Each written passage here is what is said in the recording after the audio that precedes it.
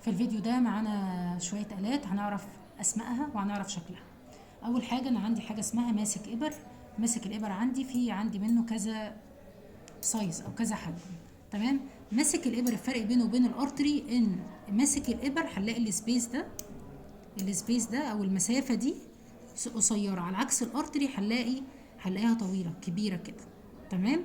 طيب ايه الفكرة ان انا اقدر امسك الابرة كويس واكون متحكم فيها. في ناس ساعات بتخيط بارتري لو ما لقتش ماسك ابر، ساعات بنعملها لو ما فيش ماسك ابر.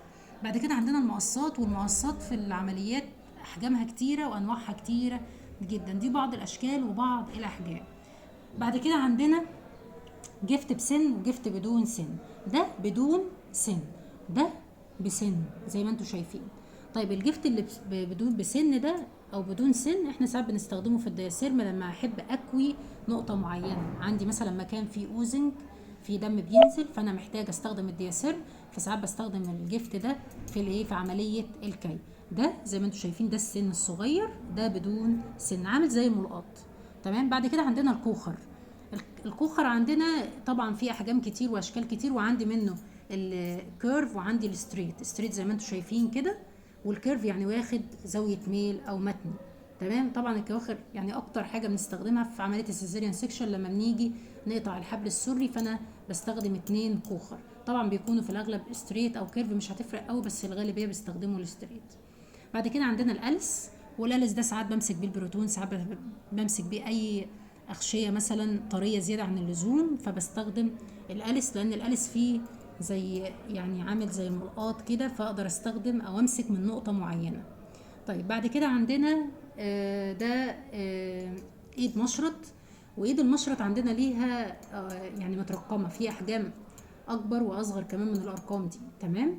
فإيد المشرط لازم تستخدم ايد مشرط مناسبة لحجم المشرط اللي انت هتستخدمه.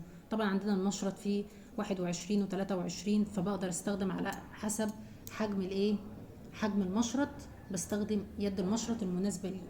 دي بس دي ما عادتش موجودة طبعا، او الشكل ده موجود يعني دي معلقة كحت.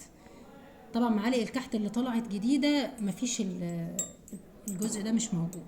وطبعا بيبقى ليها مقاسات، ده مقاس صغير خالص.